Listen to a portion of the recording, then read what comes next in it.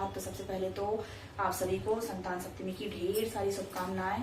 और जो भी महिलाएं हैं तो उनको मैं कामना करती हूँ कि हर महिला के जीवन में ये सौभाग्य आए कि वो ये व्रत रख सकें, और जो व्रत अभी रहती हैं उनके बच्चों को भगवान स्वस्थ रखे और खुश रखे, ऐसी मेरी मनोकामना है। तो चलिए अब भोग स्टार्ट करते हैं बनाना। हमारे यहाँ क्या है, पूरे बनाए जाते हैं ये आटा के और गुड़ के।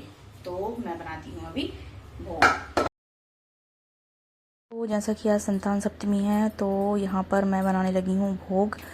और हमारे यहाँ क्या है, शुद्ध घी में ही हम लोग भगवान का प्रसाद भोग वगैरह बनाते हैं। तो यहाँ पर मैंने अभी भोग के हिसाब से मैं ये गुड़ के पुए बनाऊंगी।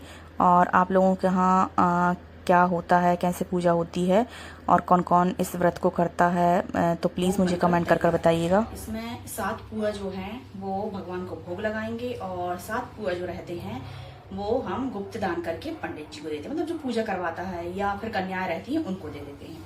तो उनको हम पैक कर लेते हैं, केले के पत्ते में पैक करते हैं, पर नहीं होता है तो फिर कागज वगैरह में ही पैक कर लेते हैं। ये मैंने थोड़ा सा एक्स्ट्रा बनाए हुए हैं क्योंकि बच्चे फिर मांगने लगते हैं, वो इसलिए। और अब मिलते हैं आपसे थोड़ी देर में पूजा की तैयारी। यहाँ पर मैंने चूड़े के साथ क्या है, चांदी की चेन भी ली थी बेटे के लिए। मम्मी ने बोला था कि उसको चांदी की चेन पहनाया करो, क्योंकि चांदी की चेन पहनने से क्या होता है कि चंद्रमा जो है वो खुश रहते हैं, क्योंकि चंद्रमा जो है वो मन का कारक होता है, इसलिए मन शांत एवं शीतल रहता है। तो मैंने कहा चलो कि आज अच्छा दिन है तो आज पूजा कर उसको चांदी की चेन पहना देंगी। चांदी का चूड़ा क्या है, हमारे यहाँ ये जो चूड़ा है इसमें 7 लाइनें लगी होती हैं, 7 लाइनें खींची होती हैं। तो संतान सप्तमी मतलब उसी को कहा जाता है। और फिर मतलब जब संतान सप्तमी होती है ना, इसलिए ये 7 लाइनें यहाँ चूड़े में खींची हुई होती हैं। इसलिए हमारे यहाँ क्या होता है, इसी की पूजा होती है। ये आप लोग देख सकते हैं, दिखेगा कि नहीं दिखेगा, ये इसी की पूजा होती है इस चूड़े की। तो ये मैंने प्रसाद पैक कर लिया है। ये मुझे केले के पत्ते नहीं मिले थे, इसलिए मैंने ये आम के पत्तों में पैक कर लिया है। तो बस मेरी पूजा की तैयारी हो गई है। अब मैं जाऊंगी पूजा करने रेडी होकर। मिलती हूँ थोड़ी देर में आपसे। क्या तुमने फोन चालू कर दिया था क्या? नहीं।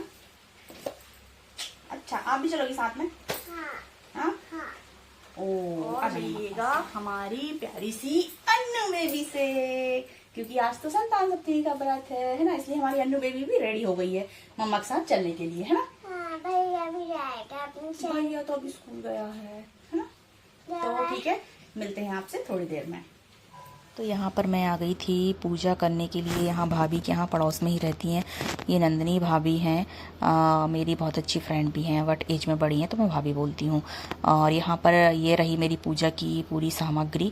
मैं जो बैग में लेकर आई थी मैंने यहाँ पर आकर थाली में लगा ली थी। आप देख सकते हैं मेरा सामान जो है वो दिख रहा है। और भाभी गई थी बाहर पर दूबा फूल वगैरह लेने, बाहर सामने लगे हुए हैं। तो मैंने सोचा कि जब तक मैं आचमन कर लेती हूँ। तो यहाँ पर बस मैं कर रही थी आचमन, और भाभी यहाँ पर दूबा लेकर आ गई हैं। तो यहाँ पर हम लोगों ने बनाई दूबा की अंगूठी। कहते हैं कि दूबा की अंगूठी पहनकर पूजा करना चाहिए, बहुत ही शुभ होता है। तो बट ये है कि जब मिल जाती है तो कर लेते हैं।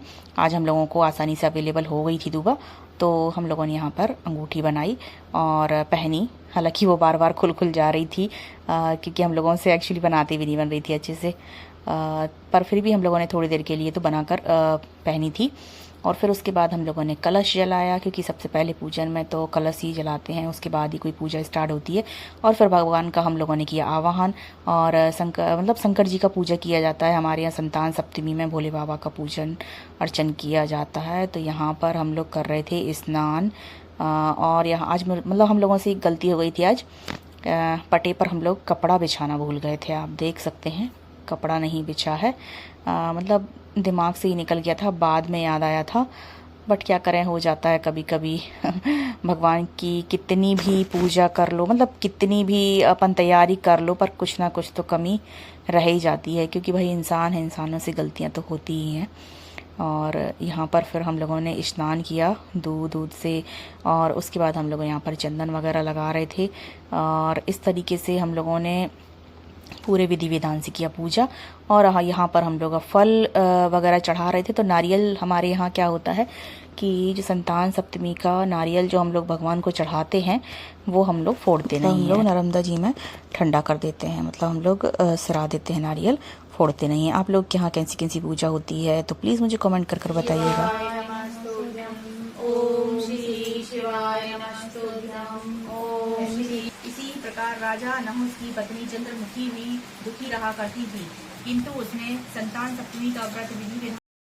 और यहाँ पर हम लोगों की कथा हो गई थी, थोड़ा सा हम लोगों ने जाप किया था, मूंग की दाल और काली मिर्च से हम लोगों ने जाप किया था। और फिर उसके बाद हम लोग ने ये जो चूरा मैंने आपको बताया था स्टार्टिंग में, उसको हम लोग मतलब दूध में स्नान वगैरह कर कर स्वच्छ करते हैं और चंदन चावल वगैरह लगाकर भगवान को अर्पित करते हैं।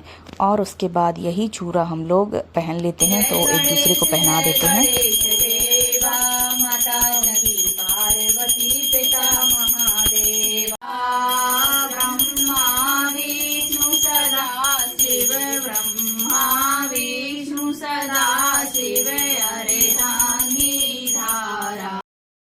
तो बस हम लोगों की पूजा हो चुकी थी। लास्ट में यहाँ पर हम लोगों ने लिया भगवान जी से सुहाग, और क्योंकि हमारे यहाँ सुहाग लेते हैं लास्ट में और मंगल कामना करते हैं कि भाई सब खुशहाली ऐसी बनी रहे, अपना आशीर्वाद भगवान हमेशा हमारे सिर पर बनाए रखें। और इसके बाद हम लोगों ने एक दूसरे से भी सुहाग लिया, और उसके बाद हम लोगों ने मतलब कामना की कि आज सभी के बच्चे स्वस्थ खुश रहें, उन्नति करें बहुत, और हर महिलाएं के जीवन में ये सुख आए कि सभी लोग इस व्रत को हमेशा करते रहें। और फिर उसके बाद मैं आ गई थी घर।